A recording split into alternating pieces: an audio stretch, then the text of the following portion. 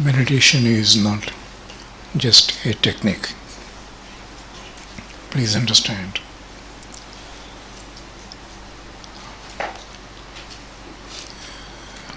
It's the most serious thing in the life.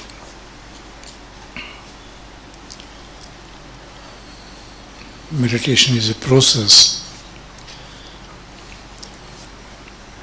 where we establish a relation with God, the source,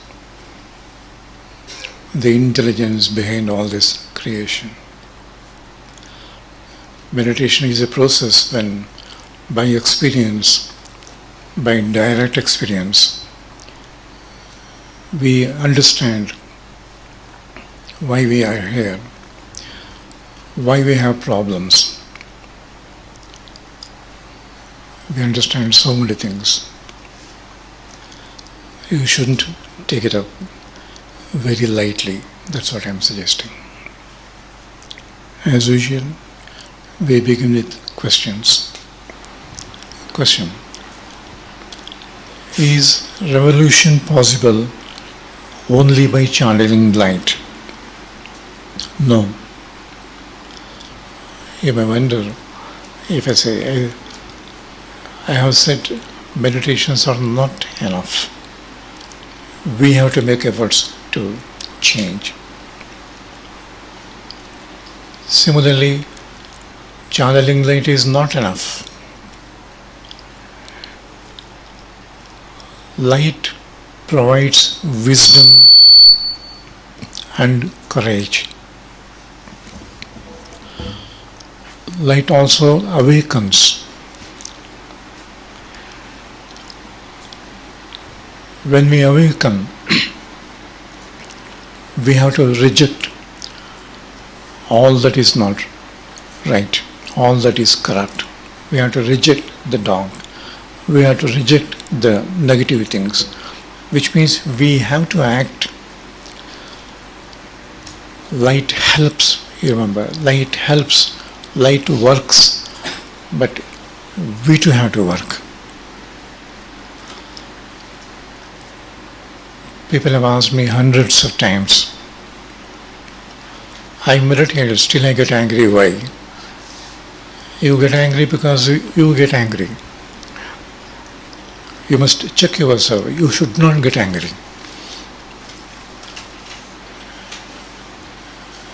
Meditation is not like a switch.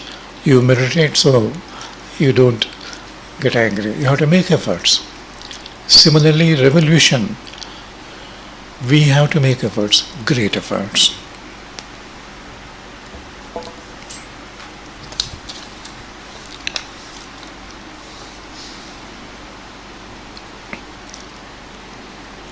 Only when we choose goodness and honesty and live, adopt in life, day-to-day life, in all details, it is then we can say we are working for revolution.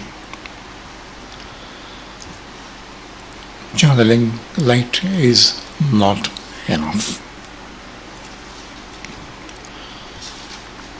We as individuals, we have to change. We as individuals, we have to transform. It is only then the revolution begins. Revolution begins with the individuals. Then the systems change. The systems are made of individuals only.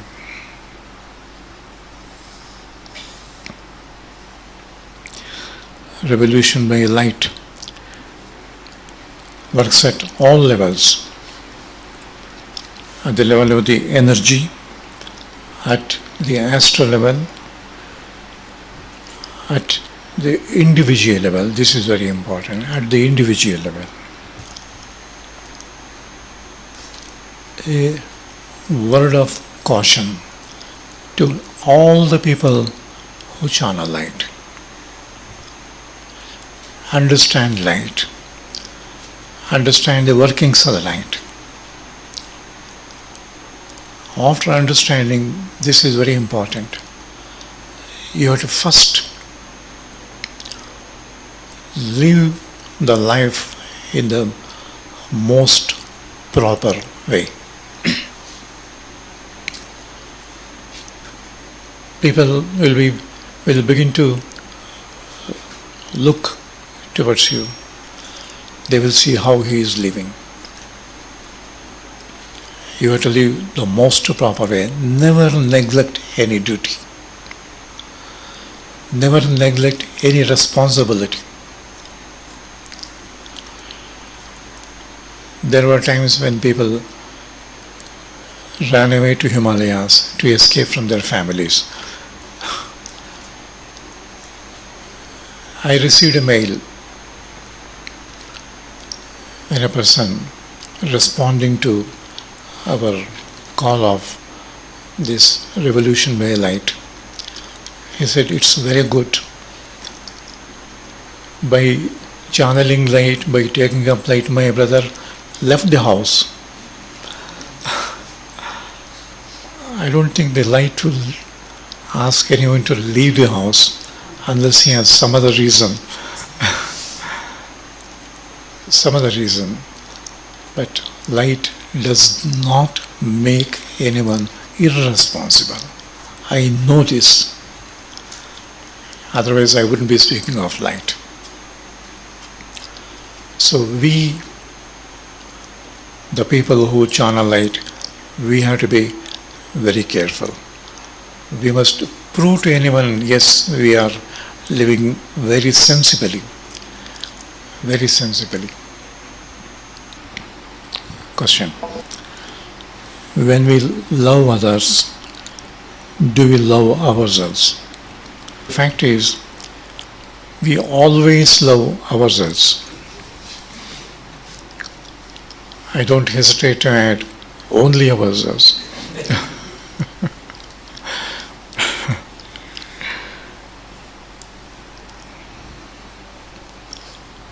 Meditations take us to such states. If we really meditate and channel light, it takes us to such states and heights when we love everybody else. We love the whole world, we love the whole creation. But normally we don't allow such influences to work. We always love ourselves. Question. Does detachment come from greater love? I say it comes from love towards greater things. There is a difference.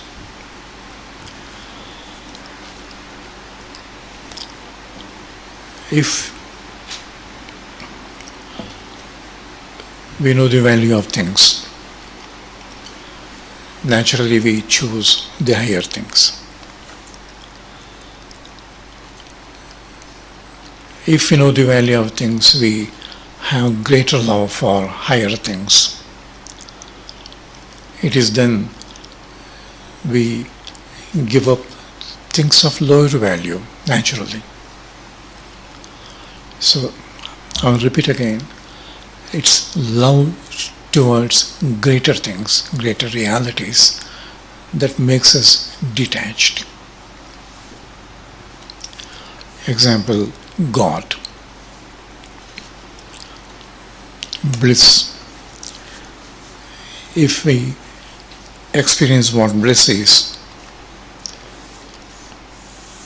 we give up lower pleasures. You can say we get detached. Whenever I have spoken about detachment, I have always said it is not throwing away things. It is not giving up things totally. No.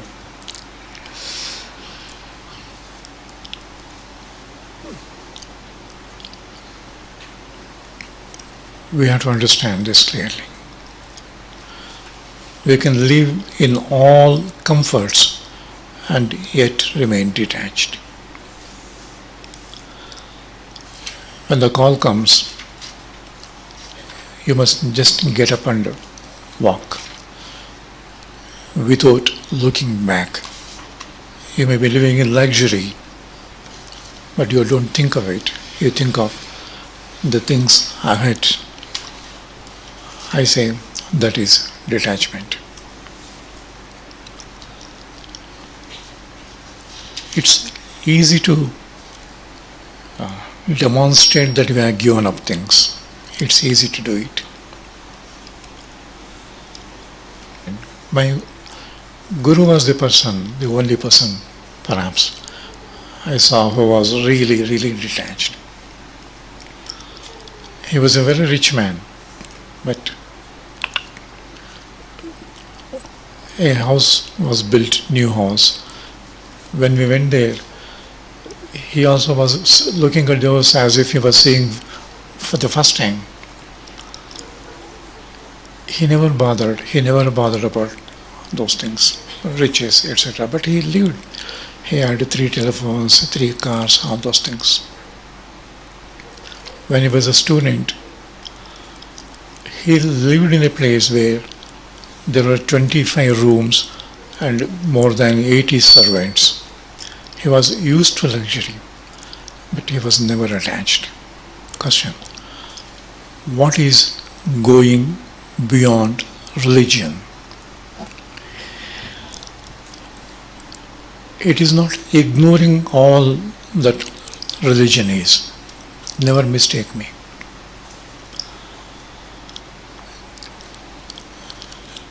Religion is essential. I have said this once. We are born into a religion, good. Follow all the essentials of the religion. Understand it first. When we say we have to go beyond the religion, what I mean is there are so many distortions, so many unnecessary things added here later on. I think we have to give up and go beyond these things.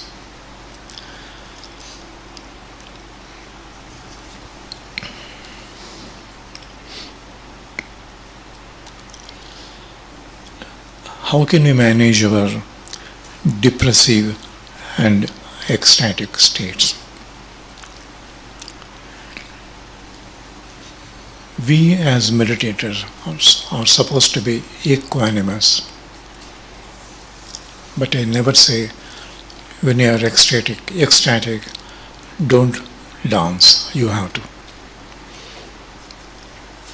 But there is one point here.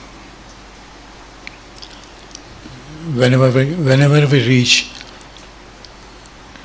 the high levels of ecstasy, there is a rule. We have to also reach the low levels of depression. It's a rule.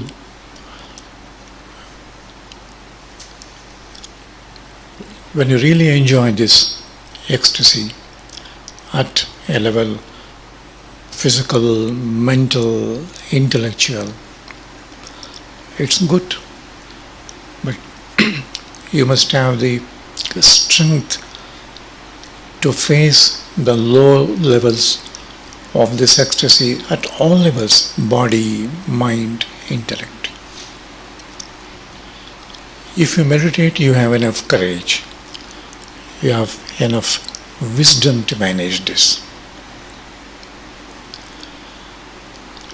I have seen it is usually the people involved in the creative processes, activity, like painting, music.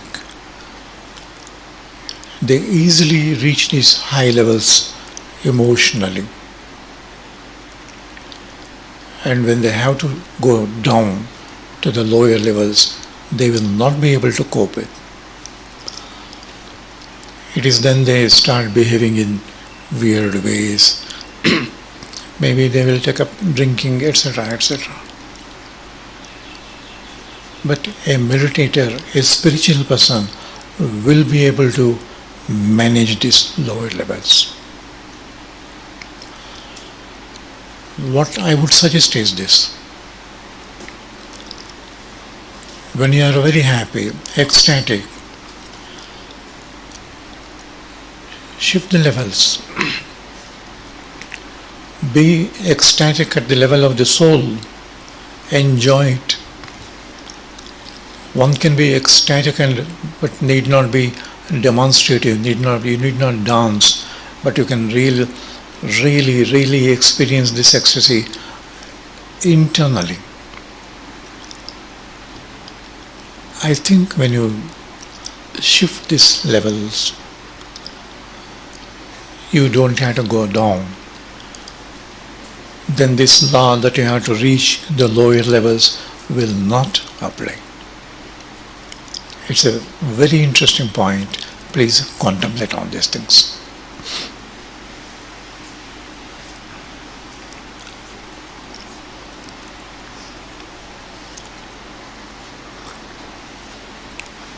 One or two points quickly.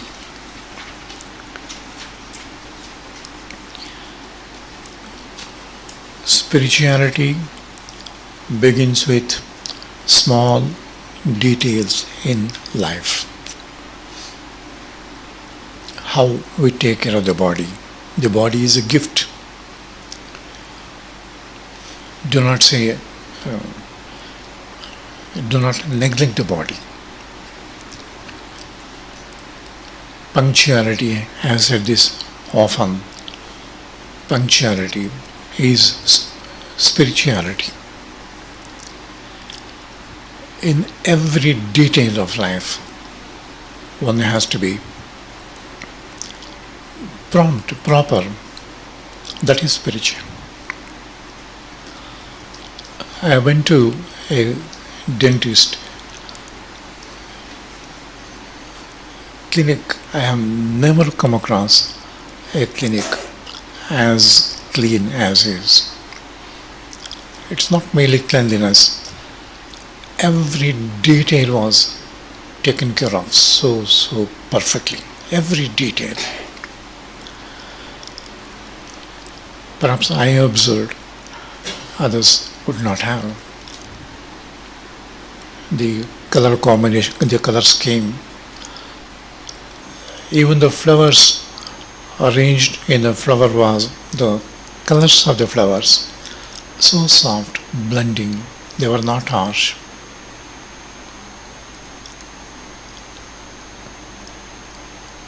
I saw his letterhead. I made a comment. I told him, even the colors there, the lines, the design, I say, this is spirituality. It begins. That is not the end, of course. Please never mistake. You may have a very good letterhead, but you have to be. It begins. It begins. The way you dress, you smile, your body language, everything is. Make everything spiritual. It is possible. Spirituality should be visible. Visible. The tone you use with anyone, not necessarily with a guru, but with anyone, is also important. That's also a detail, spiritual.